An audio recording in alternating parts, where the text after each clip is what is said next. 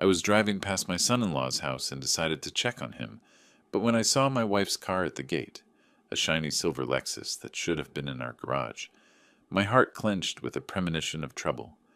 Something's wrong, I thought, and I quietly approached the window, trying not to give myself away. What I heard inside destroyed and changed my world forever. Before we continue, please subscribe to the channel and let us know where you are listening in the comments.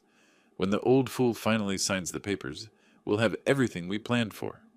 Margaret's voice drifted through the half-open window like poison in my veins. I sat frozen in my car outside Brianna's house, keys still dangling from the ignition. 5 minutes ago, I'd called my daughter to surprise her with dinner plans.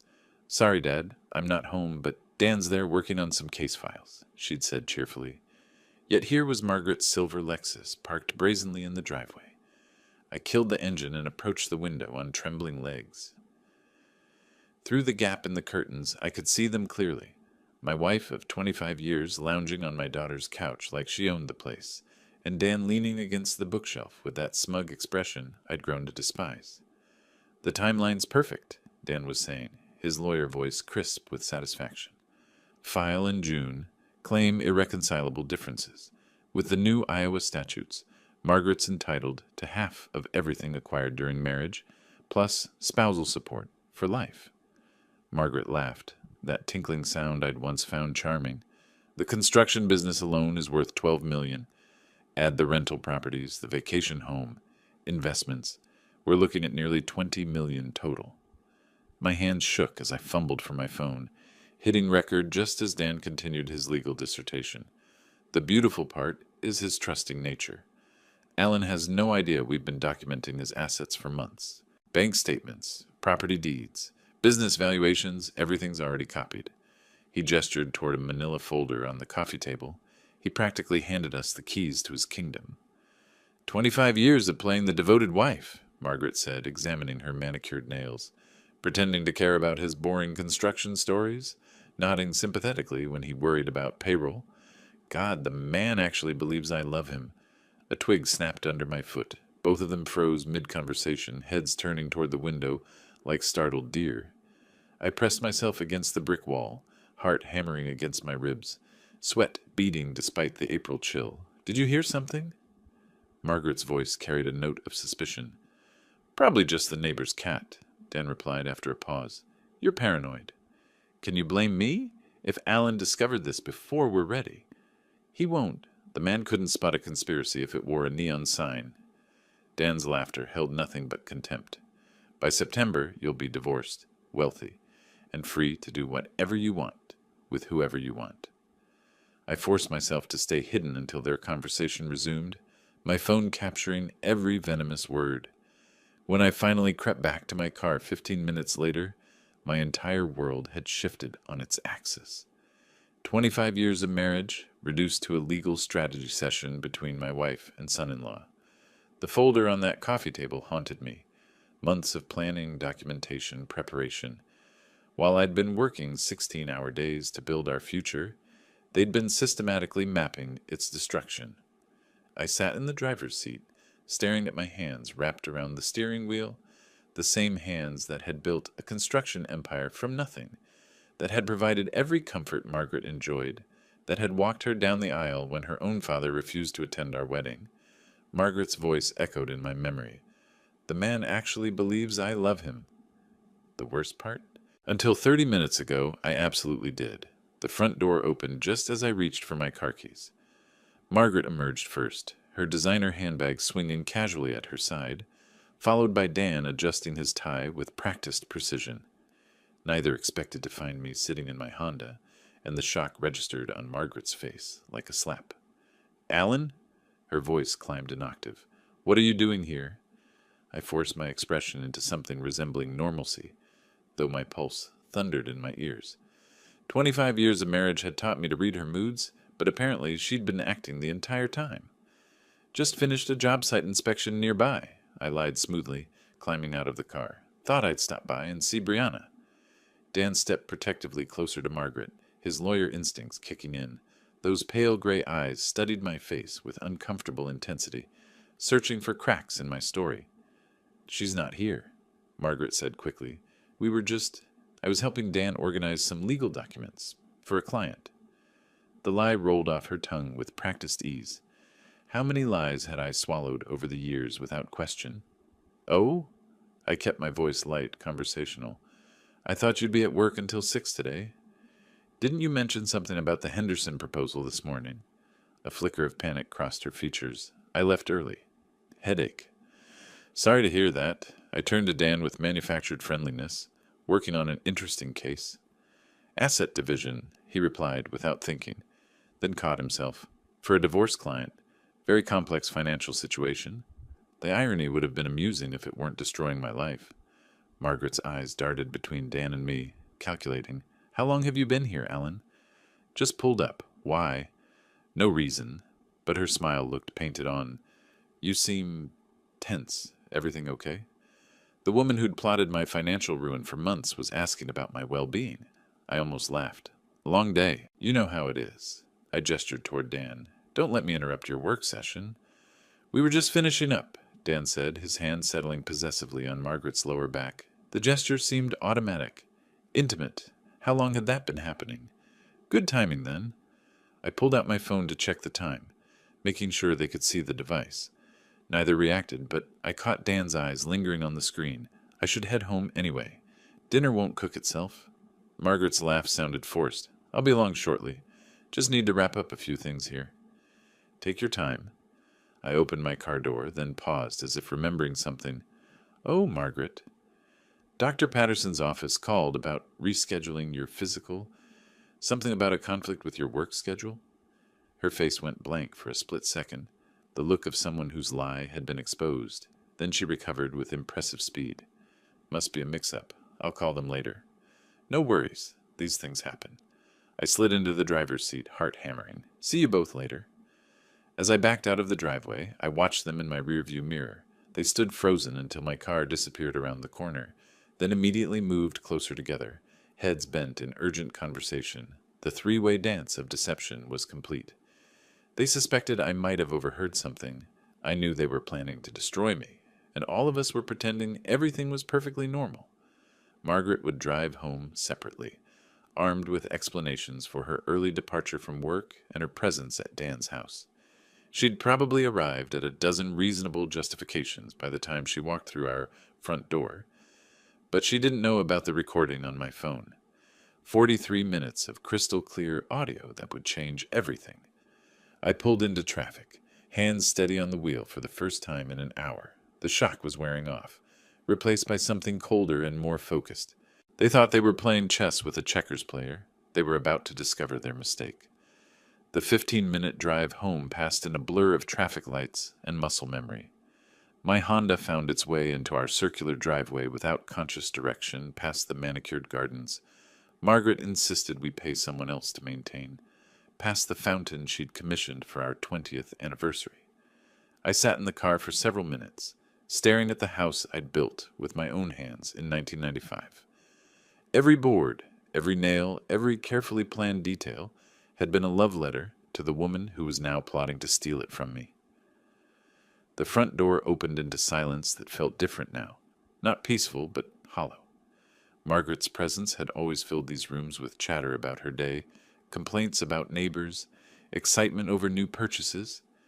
Now I wondered how much of it had been performance. The wedding photo on the mantel caught my eye first. December 15th, 1987, Margaret radiant in ivory silk, me awkward in a rented tuxedo, both of us glowing with what I'd believed was genuine happiness. She'd been 22, working as a secretary at Morrison & Associates downtown. I was 37, my construction business finally turning real profit after 10 years of 12-hour days and instant noodle dinners. We'd met at the company Christmas party that year. Morrison was a client. I'd renovated their offices the previous spring. Margaret had laughed at my terrible joke about concrete mixers, a sound like silver bells that made my chest tighten with unexpected longing. When I asked her to dinner, she'd blushed and said yes. So quickly I wondered if she'd been waiting for me to ask.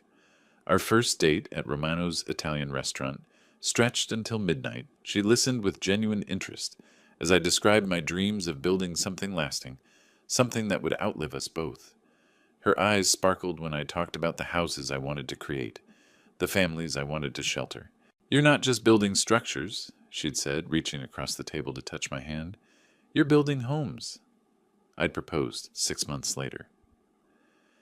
The kitchen table held our 25th anniversary card from last December, Margaret's handwriting still elegant in blue ink.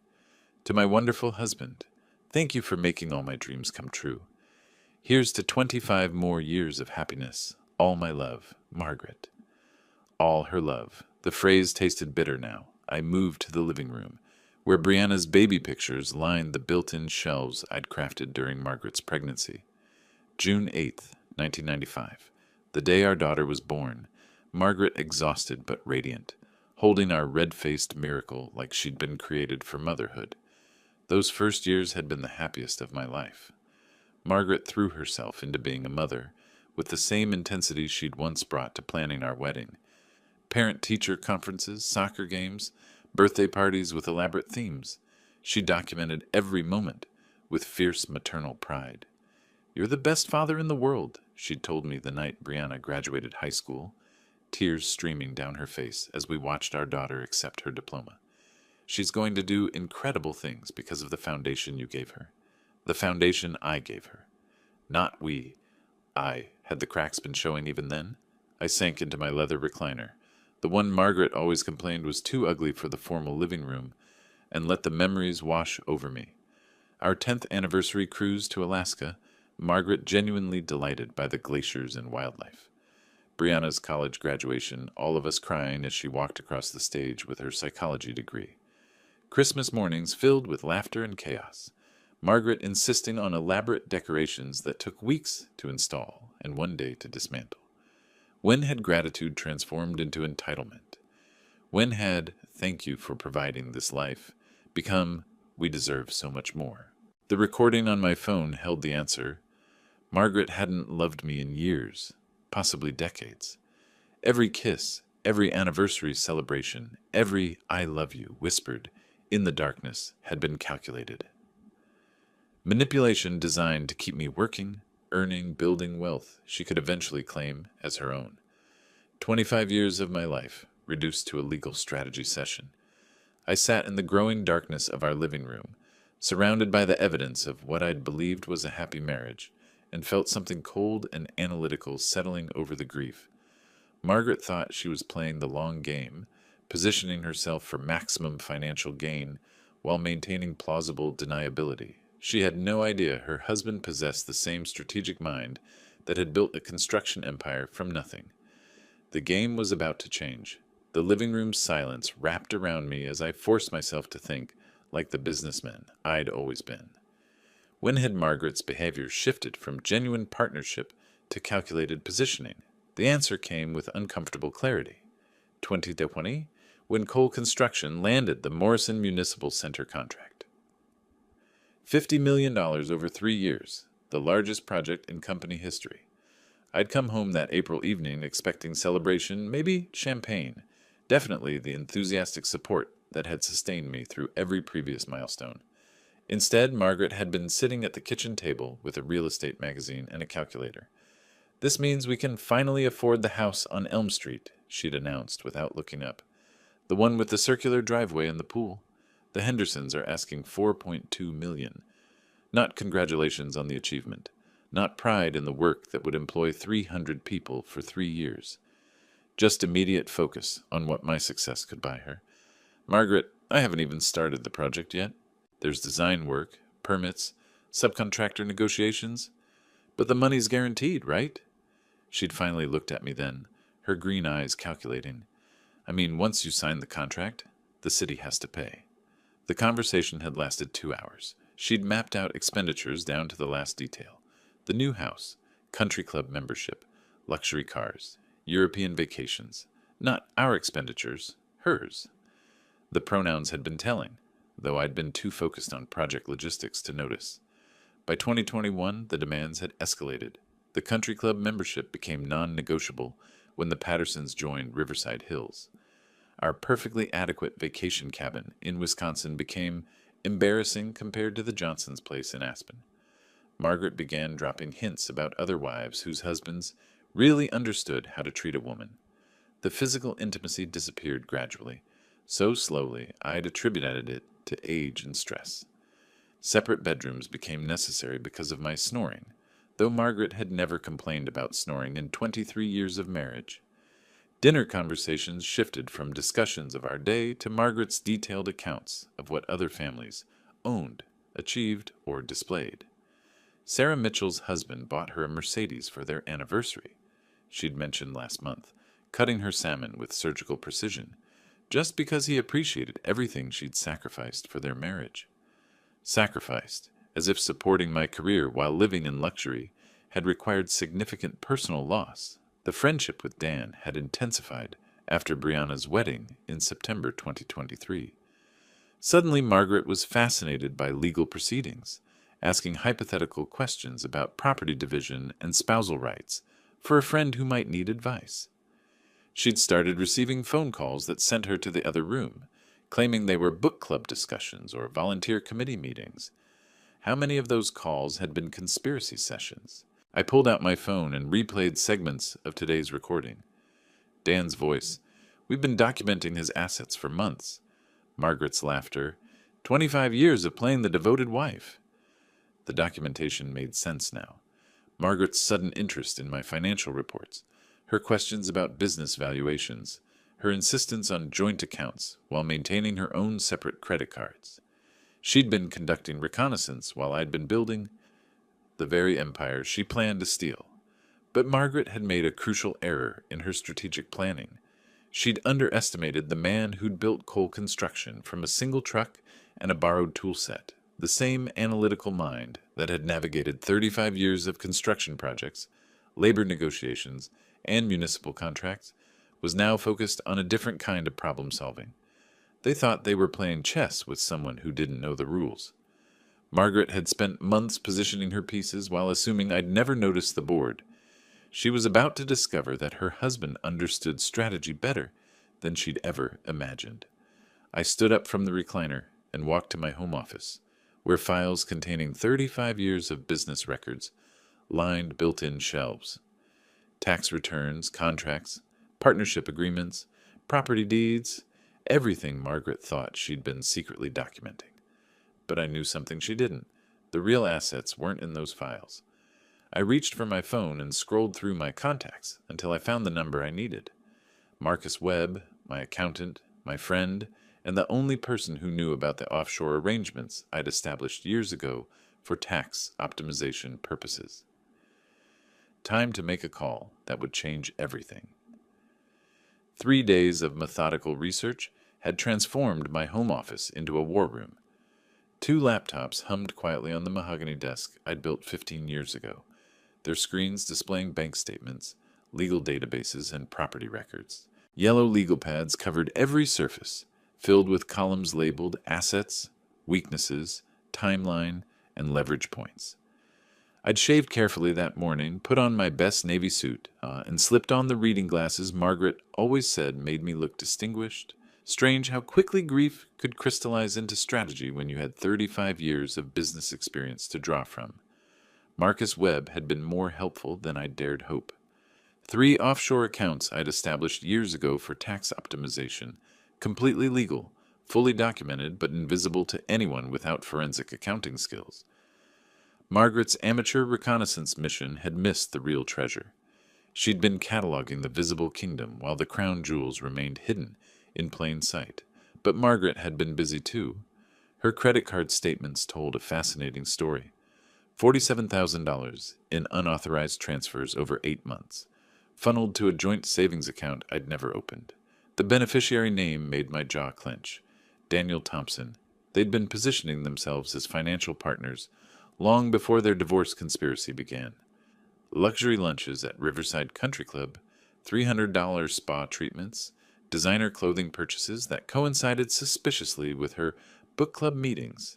Every expense painted a picture of a woman preparing for a different life. The 8 out of 500 Herm Daughters handbag she'd bought last Tuesday carried particular irony, given that she'd complained about grocery costs just that morning. Dan's vulnerabilities proved even more illuminating. My construction industry contacts had been generous with information about Davenport's most ambitious attorney. The man who planned to steal my fortune was drowning in debt. $180,000 in student loans, an $8,500 monthly office lease chosen for image over prudence, and a growing reputation for cutting ethical corners when payment schedules got tight. Thompson's a sharp lawyer, Jim Morrison from Morrison Concrete had told me over coffee. But he's got champagne tastes on a beer budget. Owes 3 of my subcontractors nearly 25 grand total. Always promises payment next week and then disappears when the bills come due. The State Bar Association's website revealed 2 dismissed ethical complaints in the past year, both involving client fund mismanagement. Dismissed, but documented. In legal circles, even unsuccessful complaints left stains on professional reputations. I leaned back in my leather chair, surveying the intelligence gathered over 72 hours of patient investigation. Margaret and Dan had underestimated their opponent catastrophically. They'd seen a trusting husband who worked long hours and rarely questioned household expenses. They'd failed to recognize the analytical mind that had built Cole Construction from a single truck into a $12 million enterprise. The phone rang, jarring me from my strategic reverie. Brianna's name flashed on the screen. "Hey, sweetheart." I kept my voice warm, normal. "How's your day going?" "Dad, I need to ask you something." Her tone carried the careful neutrality she used with troubled patients. "Is everything okay between you and Mom lately? There's been this weird tension whenever I'm around both of you." My hand tightened on the phone. How much did she know? How much had Dan told her about their conspiracy? What makes you ask? "Little things. Mom seems stressed about money, which is strange since business has been so good. And Dan keeps asking weird questions about your company structure, like how the partnerships work and who controls what assets." She paused. "It feels like they're fishing for information, but I can't figure out why." Fishing for information?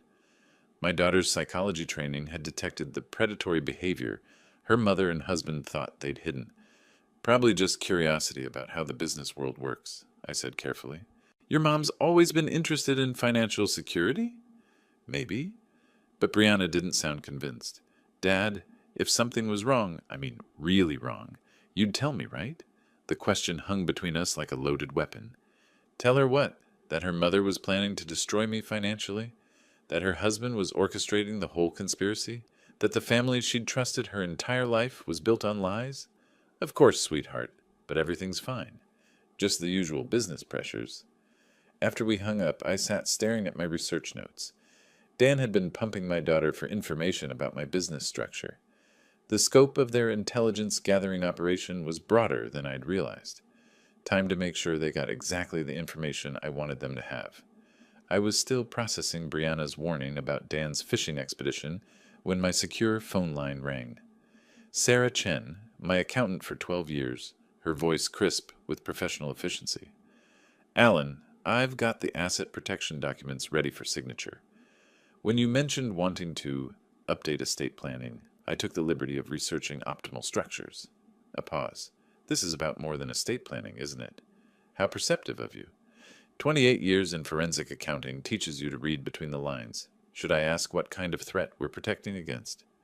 "The domestic variety." Sarah's silence spoke volumes. She'd handled 3 divorces for my construction crew supervisors. She knew the landscape. "I'll have everything ready by noon," she said. "The business assets will be completely insulated from any personal legal action. Whoever's planning to take a run at your personal finances won't even see the real money."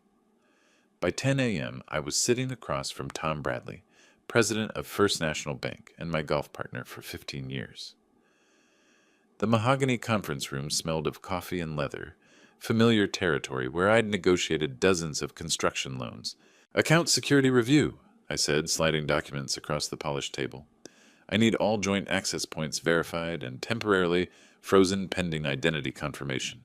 Tom's eyebrows rose slightly. "This is comprehensive, Alan? Every joint account, credit line, and automatic payment system?" "Every single one." "May I ask?"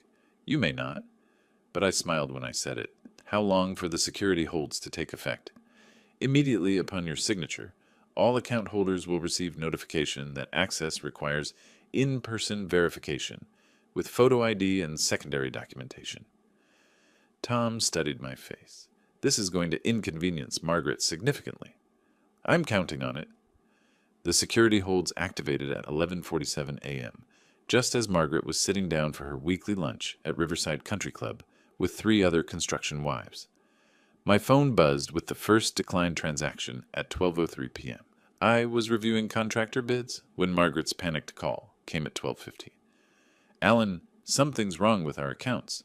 My card was declined at lunch, and when I called the bank, they said there's a security hold. Do you know anything about this? Perfect innocence. No mention of the joint account with Dan's name. No acknowledgement of the missing $47,000. No admission that she'd been moving money without my knowledge. Security hold? That sounds serious. Did they say what triggered it? Something about verifying identity and account access? It's embarrassing, Alan. I'm sitting here with Linda and Susan and Janet, and I can't even pay for my own lunch. The distress in her voice was genuine, not because her conspiracy was threatened, but because her social status had been publicly compromised. After 25 years of marriage, I knew Margaret's priorities. I'll call Tom Bradley immediately, I assured her. We'll get this sorted out. But I didn't call Tom. Instead, I drove to the construction site where my crew was pouring foundation for the new medical center. The familiar sounds of machinery and worker voices felt grounding after 3 days of financial warfare. My phone buzzed with text messages throughout the afternoon. Margaret, 1:47 p.m. Still can't access any accounts. This is ridiculous. Margaret, 2:23 p.m. Tom Bradley's secretary says he's in meetings all day. What kind of bank president is too busy for his best customers? Margaret, 3:15 p.m. Even our emergency credit line is frozen. How am I supposed to buy groceries? Each message brought a grim satisfaction. For 25 years, Margaret had taken financial security for granted, while I worked 60-hour weeks to provide it. Now she was experiencing what it felt like when that security vanished without warning. Dan's reaction proved even more interesting.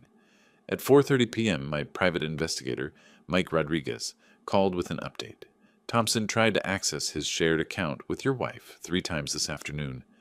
When that failed, he attempted to withdraw funds from what appears to be a trust account, probably your daughter's education fund that he manages. That one's frozen too, per your instructions. His demeanor? Angry phone calls to bank representatives, threats about legal action, demands to speak with management. Classic overconfident attorney discovering his leverage has evaporated. By 6 p.m. I was home, reviewing the day's financial battlefield from my office. Every shared account frozen, every joint credit line suspended, every automatic payment system requiring my personal authorization. Margaret's access to 25 years of accumulated wealth had been reduced to whatever cash she carried in her purse. The security measures were completely legal. A husband protecting marital assets, pending estate planning review. Tom Bradley would confirm that standard banking protocols had been followed precisely. But Margaret and Dan would understand the message perfectly. The man they'd planned to financially ambush was no longer playing defense. My phone rang at 6:47 p.m., Margaret's number, but the voice that answered would be desperate now, not manipulative. Time to see how quickly conspirators turned on each other when their plans started crumbling. The after-hours security guard at Thompson & Associates barely looked up as Margaret rushed through the lobby at 7:15 p.m., her heels clicking frantically on the marble floor.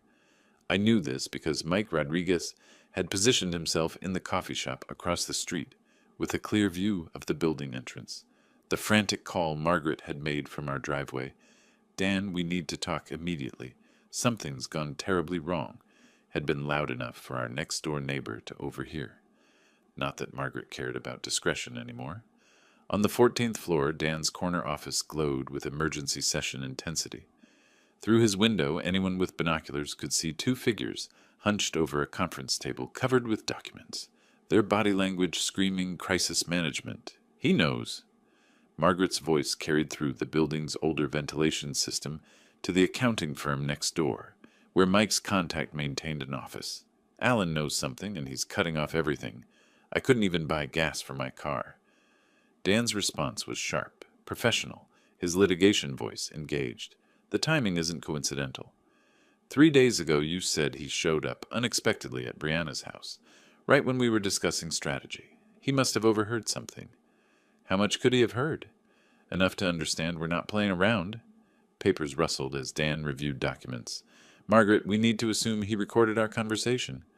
Everything we said about assets, timeline, strategy, all of it potentially documented. The silence that followed spoke volumes. Two conspirators, realizing their victim had been several moves ahead, while they'd congratulated themselves on their cleverness. What do we do? Margaret's voice had lost its earlier confidence. We accelerate everything. No more gradual approach, no more careful positioning. Monday morning, I file for emergency divorce proceedings with immediate spousal support. We claim Alan is engaging in financial abuse by restricting your access to marital assets. Financial abuse? Margaret's tone sharpened with interest. That sounds legally compelling, Dan finished. We paint him as a controlling husband who uses money to manipulate and intimidate. The frozen accounts become evidence of his abusive patterns, not defensive strategy. More rustling papers, the sound of a legal mind shifting into full attack mode.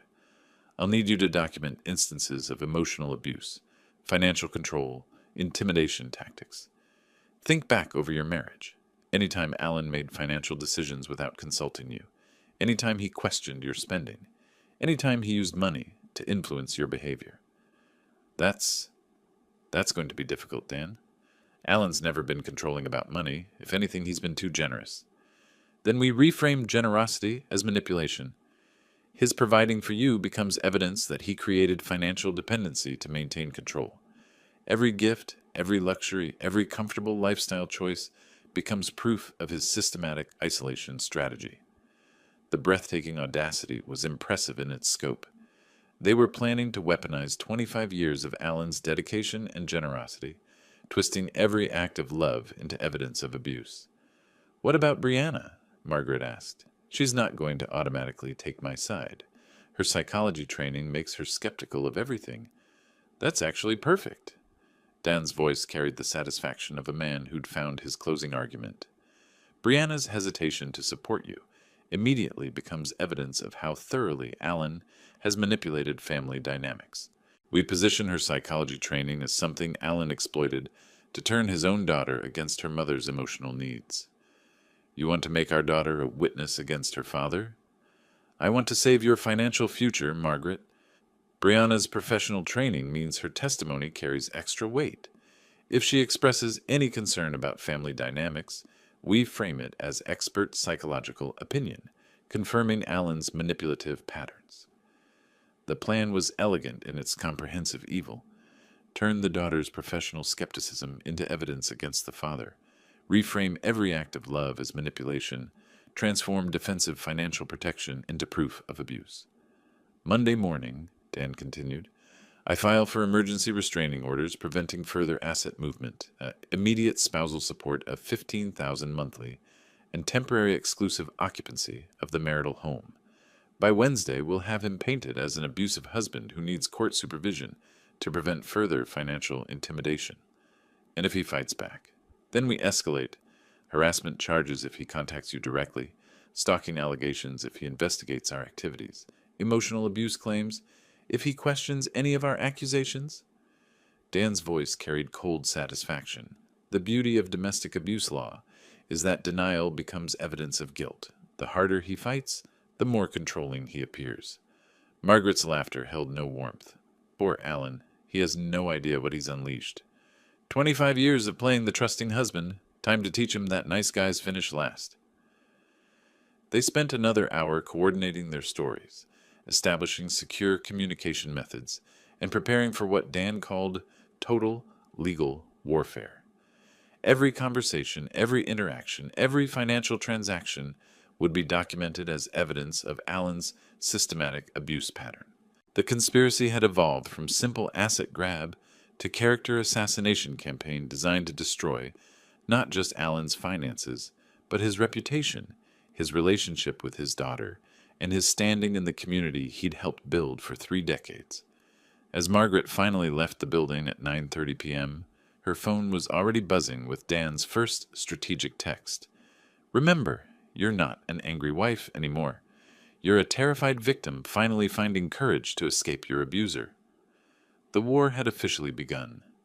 Saturday morning found Margaret and Brianna at Caf Luna, the bistro where they'd shared monthly mother-daughter brunches for 5 years.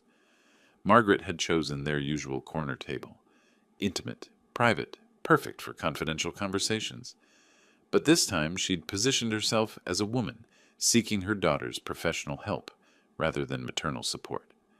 "Brianna, I need to talk to you about your father." Margaret's voice carried carefully calibrated vulnerability. I think something's wrong with him mentally." Brianna set down her coffee cup with the deliberate precision she used when shifting into therapist mode. "What kind of wrong, Mom?" "Controlling behaviors, paranoid thinking. He's been restricting my access to our accounts, claiming it's for security reasons, but—" Margaret let her voice trail off, allowing her daughter's imagination to fill the blanks. "How long has this been going on?" "Months, maybe longer. I just attributed it to work stress. But yesterday he completely froze me out of every account we share. I couldn't even buy lunch." Brianna leaned forward, her psychological training engaged despite personal involvement. "Mom, financial control can be a form of domestic abuse, but it can also be legitimate financial management during business transitions or legal concerns. What's Dad's explanation?" The question was too direct, too professionally neutral. Margaret had expected emotional support, not clinical analysis. "He claims it's routine account security, but Brianna, I've been married to him for 25 years. This isn't routine. This is punishment for something." "Punishment for what?" Margaret hesitated. How much could she reveal without exposing her own conspiracy? "I think he suspects I've been questioning our marriage. Maybe he's trying to intimidate me into staying."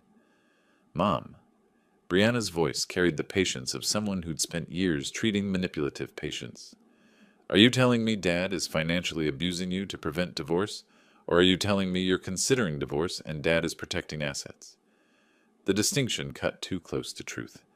Margaret shifted tactics. "I'm telling you that your father has been exhibiting concerning behavioral changes. And as a psychologist, I thought you might have insights about what's happening." As a psychologist, I'd say that major behavioral changes usually have identifiable triggers. What happened 3 days ago that might have caused Dad to suddenly restrict account access? Margaret's mind raced. Brianna was too well trained to accept emotional manipulation without evidence. Every question revealed the gaps in Margaret's victim narrative. "I don't know what triggered it. That's what scares me." But Brianna was studying her mother's face with clinical detachment, reading micro-expressions and verbal inconsistencies with professional skill. "Mom, are you asking for psychological advice? Or are you asking me to take sides in a marital conflict?" The blunt question shattered Margaret's manipulation strategy.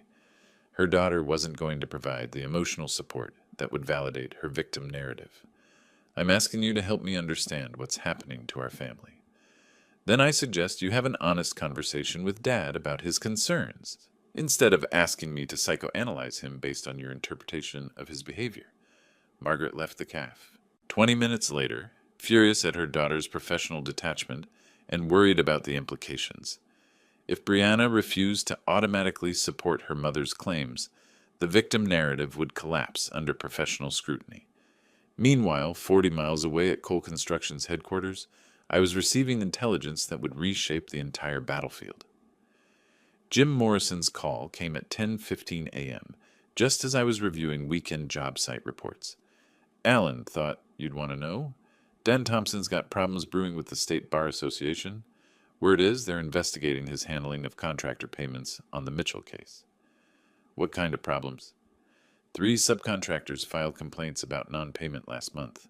Thompson collected fees from his client, but never distributed payments to the trades. Classic trust account violation if they can prove it. I set down my coffee, mind immediately calculating the implications. How serious? Serious enough that the Bar Association scheduled a hearing for next week.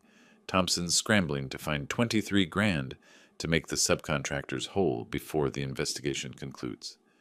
$23,000, the exact amount Dan owed according to my research. Jim, Would those subcontractors be willing to discuss their experience with Thompson if someone from the construction community reached out? Absolutely. These guys are furious. Thompson promised payment for 6 months, always had excuses, always blamed delays on his client or court procedures. They're small operators who can't afford to absorb those losses. I spent the next 3 hours making strategic phone calls. Bob Martinez from Martinez Electrical, who'd been waiting 8 months for $7,400. Steve Chen from Chen Plumbing, owed $9,200 since last October. Randy Foster from Foster Roofing, still waiting for $6,500 from a job completed in November. Each conversation followed the same pattern. Professional courtesy calls from Cole Construction checking references before potentially hiring Thompson for legal services.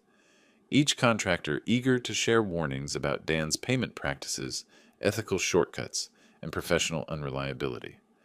By 1 p.m., I had documented evidence of Dan's systematic pattern of using client trust accounts as personal banking, violating state bar regulations, and misleading subcontractors about payment timelines. At 2:30 p.m., I called the State Bar Association's ethical complaint hotline. I'd like to file a formal complaint about attorney misconduct, I told the intake specialist. Daniel Thompson has engaged in a pattern of client trust account violations and has made misleading representations to construction industry professionals. The complaint form asked for detailed documentation.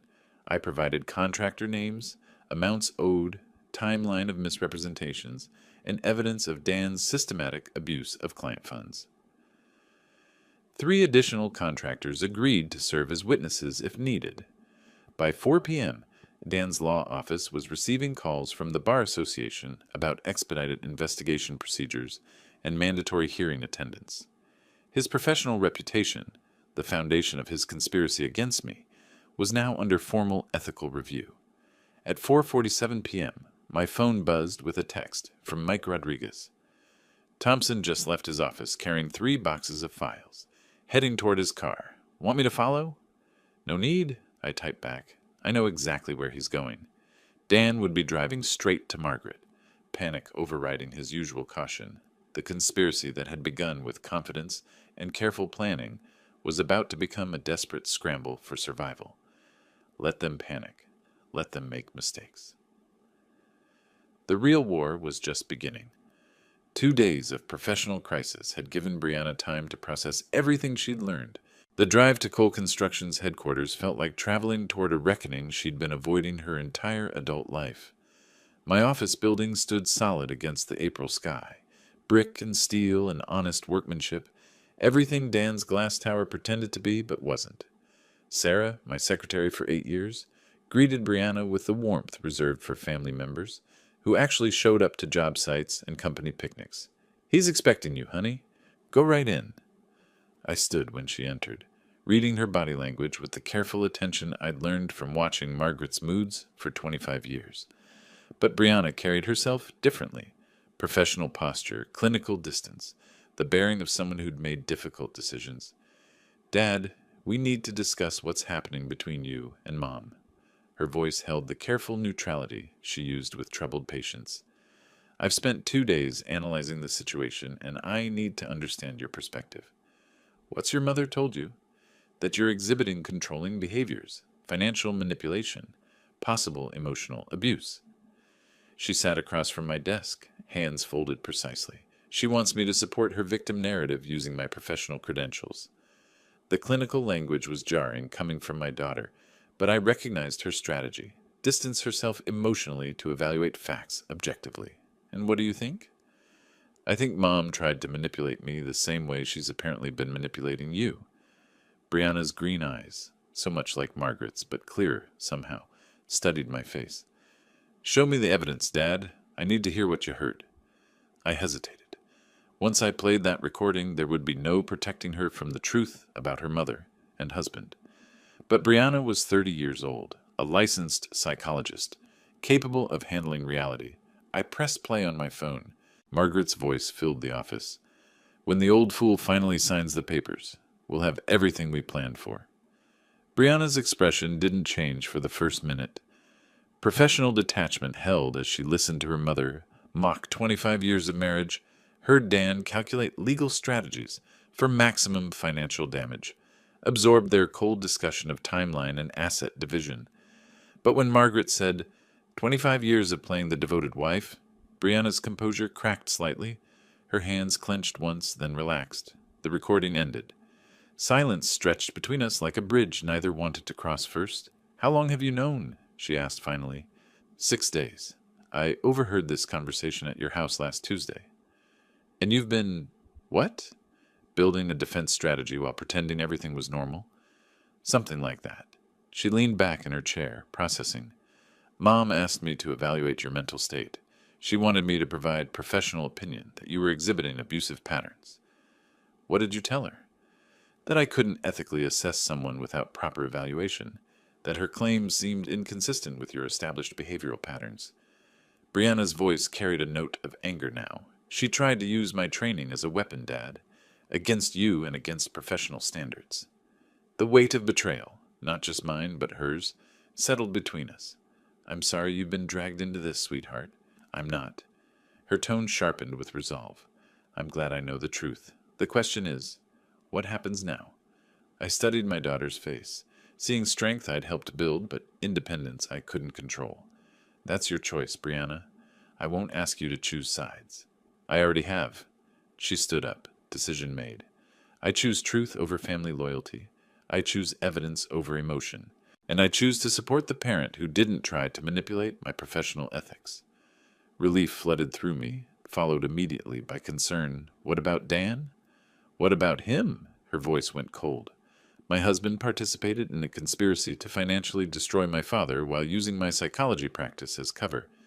That marriage is over. Brianna, Dad, I'm not making this decision in anger. I'm making it based on character assessment and behavioral evidence. She moved toward the door, then paused. I'll testify honestly about family dynamics, if needed, but I won't be anyone's weapon, including yours. I understand. Good, because there's one more thing I need to do. She left my office with the determined stride of someone who'd found moral clarity in a situation designed to destroy it. 20 minutes later, she'd be walking into her own home to confront the man who'd betrayed not just me, but the professional ethics she'd spent years building. I sat alone in my office, surrounded by the evidence of 35 years of honest work, and felt something I hadn't experienced since this nightmare began. Hope that truth might actually matter. Brianna's key turned in the lock at 7:30 p.m., and Dan's startled expression revealed he hadn't expected her home early. He sprawled on our living room couch, legal documents scattered across the coffee table, a half-empty whiskey bottle within reach. We need to talk, I announced, setting my purse down with deliberate precision. Rough day? He didn't look up from whatever case file he was pretending to review. The Barrett deposition got postponed again. I know about the conspiracy, Dan. His head snapped up. The careful lawyer's mask slipped, revealing something desperate underneath. What conspiracy? The one where you and my mother planned to financially destroy my father, while using my psychology credentials to support false abuse allegations. I remained standing, maintaining advantage. I heard the recording. Every word. He set down his whiskey glass with exaggerated calm. Brianna, I think you're misunderstanding. 25 years of playing the devoted wife. Sound familiar? The color drained from his face. Dan Thompson, who could argue cases before the state Supreme Court, suddenly looked like a man watching his world collapse. How much did you hear? Everything. Asset division strategy, timeline, your fee calculation, Mom's performance reviews. I sat across from him, maintaining professional distance. Was our entire marriage part of this plan? 3 days later, Margaret discovered that social destruction moved faster than legal proceedings. The Riverside Country Club's dining room buzzed with Saturday brunch conversation, but clusters of women fell silent as she approached their tables. Linda Patterson, her bridge partner for 5 years, became fascinated by her eggs, Benedict, when Margaret stopped to say hello. Susan Morrison claimed an urgent phone call rather than continue their conversation. By the time Margaret reached her usual table, she understood that the conspiracy had become public knowledge. Margaret, dear. Janet Crawford's voice carried false sweetness. We missed you at the planning committee meeting yesterday. What meeting? I wasn't informed. Oh, didn't you get the message? We had to make some organizational changes. You understand. Margaret was beginning to recognize the pattern. Phone calls not returned. Invitations rescinded.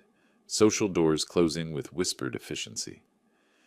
Meanwhile, I conducted my own campaign with considerably more success. 35 years of honest dealing had earned me credibility that no legal maneuvering could destroy. My lunch with Tom Bradley at the bank proved strategically productive. I shared concerns about family difficulties with just enough detail to establish facts without appearing vindictive. Margaret and our son-in-law apparently developed concerning plans regarding our assets. I mentioned over coffee. I've had to implement protective measures. Tom's response was exactly what I'd hoped for. Professional understanding mixed with personal sympathy for a friend dealing with family betrayal. The Chamber of Commerce board meeting that evening proved equally valuable. When Jim Morrison asked about Margaret's absence from the recent fundraising dinner, I explained with genuine sadness about marriage difficulties that have come to light. Sometimes you discover people aren't who you thought they were, I said, allowing disappointment to show. 25 years of marriage, and it turns out she was planning. Well, I'm grateful I found out when I did. By Sunday evening, Margaret's social isolation was complete. The country club membership committee scheduled a routine review of her status. The charity board accepted her resignation from positions she'd never submitted. Dan's professional collapse accelerated alongside Margaret's social exile. 3 major clients terminated relationships, citing concerns about judgment and ethical standards. The Miller Industries account, worth $200,000 annually, sent a formal letter expressing loss of confidence in counsel's professional discretion. Margaret's frantic Sunday night call to Dan carried desperation I could hear through their apartment's thin walls. Everyone knows Dan. Everyone. I can't show my face anywhere in this town. We'll file emergency motions Monday morning. Force Alan into defensive position.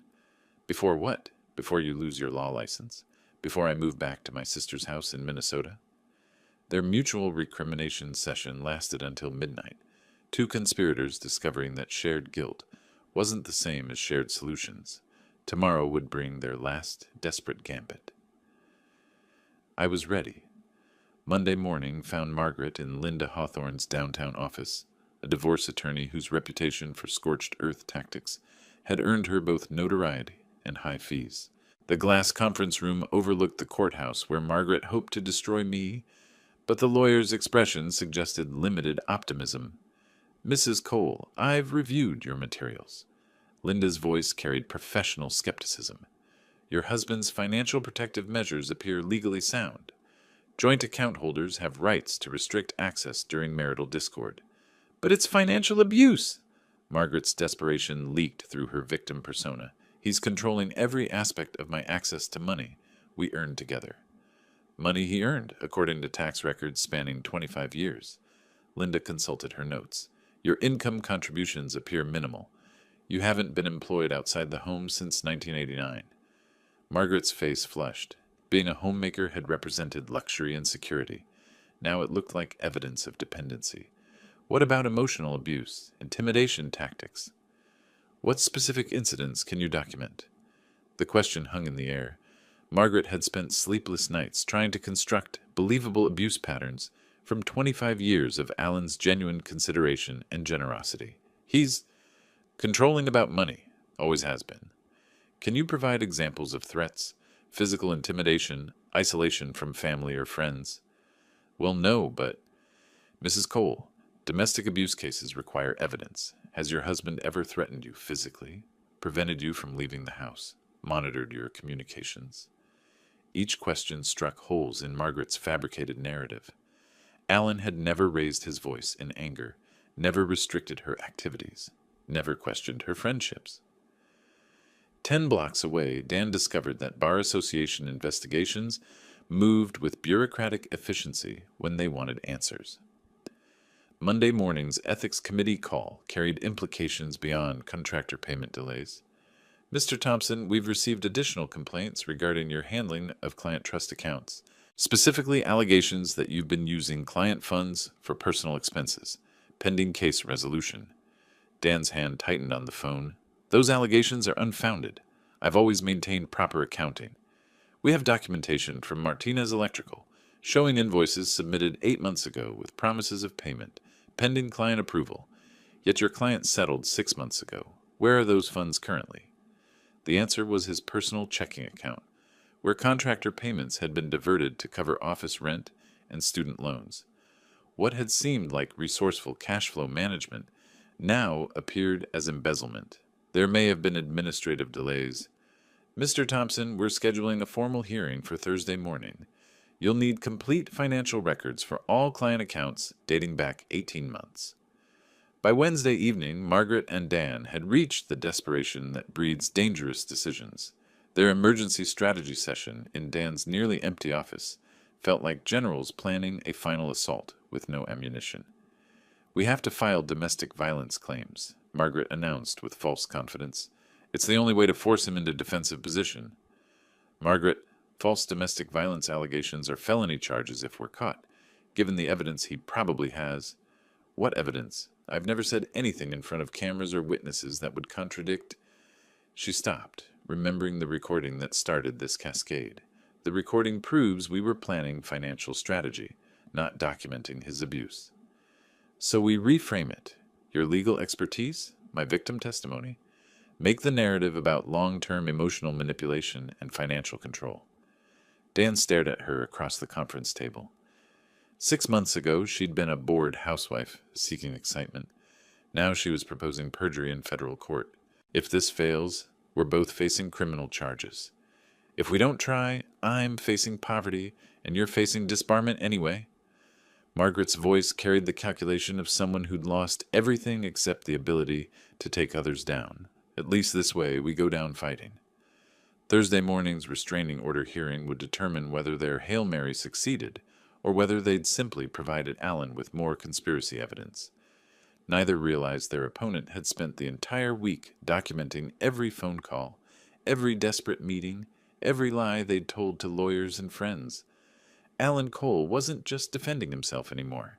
He was building a prosecution case. The Davenport County Courthouse felt different on May 1st, as if 35 years of honest reputation had crystallized into something tangible I could carry into battle. Judge Patricia Hendricks presided over domestic relations court with no-nonsense efficiency, having seen every form of family deception imaginable. Margaret sat at the plaintiff's table with Linda Hawthorne, wearing the carefully chosen outfit of a battered wife. Conservative dress, minimal makeup, nervous demeanor that might have been genuine given the stakes. Mrs. Cole, Judge Hendricks began, reviewing the emergency restraining order petition, you allege your husband has engaged in financial abuse and intimidation. Can you describe specific incidents that led you to fear for your safety? Margaret's voice trembled with practiced vulnerability. Your Honor, for months my husband has been restricting my access to our accounts, monitoring my spending, making threats about what would happen if I tried to leave. What kind of threats, Mrs. Cole? Financial threats, that I'd be left with nothing, that he'd use his business connections to destroy my reputation. Margaret paused for effect. Last week he completely cut off my access to money, even for basic necessities. I watched my wife of 25 years perjure herself with increasing confidence. Each lie built upon the previous one, creating fictional abuse from a man who'd spent decades providing every comfort she'd demanded. Judge Hendricks turned to my attorney, James Morrison. Does the defendant wish to respond? James stood with calm authority, earned through 30 years practicing law without suborning perjury. Your Honor, we have evidence that Mrs. Cole's claims are not only false, but part of a deliberate conspiracy to defraud the defendant of marital assets. That's a serious allegation, Counselor. We have audio recording of Mrs. Cole and her co-conspirator, Daniel Thompson, planning this exact scenario 6 weeks ago. Margaret's face went white. Linda Hawthorne whispered frantically in her client's ear, but damage control was impossible when your entire case was built on lies. I'd like to present Exhibit A, James continued, connecting his phone to the courtroom's audio system. Margaret's voice filled the chamber. When the old fool finally signs the papers, we'll have everything we planned for. For 43 minutes, Judge Hendricks listened to the complete conspiracy unfold. Margaret's mockery of our marriage, Dan's legal strategies for asset seizure, their calculated plan to manipulate Brianna's psychology credentials. The man actually believes I love him, Margaret's recorded voice declared with casual cruelty. I watched my wife's fabricated victim narrative crumble in real time. Her coach testimony about fearing for her safety became absurd when contrasted with her recorded laughter about manipulating the old fool. Judge Hendricks stopped the recording. Mrs. Cole, do you have any response to this evidence? Margaret's mouth opened and closed silently. Linda Hawthorne's face had gone pale as she realized her client had used her to file fraudulent court documents. Your Honor, Linda said carefully, I request permission to withdraw from this case. I was not informed of these circumstances when I agreed to representation. Motion granted. Judge Hendricks fixed Margaret with the stare she reserved for perjurers. Mrs. Cole, I'm dismissing your restraining order petition with prejudice. Furthermore, I'm referring this matter to the District Attorney's Office for investigation of possible perjury charges. The gavel fell with finality that echoed through the courtroom. 2 weeks later, the divorce settlement reflected Margaret's spectacular miscalculation. Her documented deception eliminated any claim to spousal support, and the prenuptial agreement she'd forgotten, signed eagerly in 1907, limited her to minimal asset division. Dan's law license suspension became permanent revocation when the Bar Association discovered $127,000 in missing client funds. Last I heard, he'd moved to Nebraska and was working as a paralegal. Brianna filed for divorce the day after the hearing, citing irreconcilable differences. She's building a new practice focused on family therapy, with particular expertise in recognizing manipulation patterns. 6 months later, Margaret works retail at the same mall where she once spent my money on luxury items. The irony isn't lost on either of us. I rebuilt Cole Construction's reputation stronger than before. The community's support during my family difficulties translated into new contracts and deeper business relationships. The house feels different now, quieter but honest. No more performed conversations or calculated affection. Just the sound of rain on windows I built with my own hands, in a home that's finally mine again. Margaret had been right about one thing. I really had believed she loved me. Now I know the difference between love and performance. If you like this story, please like this video, subscribe to the channel, and share your impressions of this story in the comments. To listen to the next story, click on the box on the left. Thank you for watching.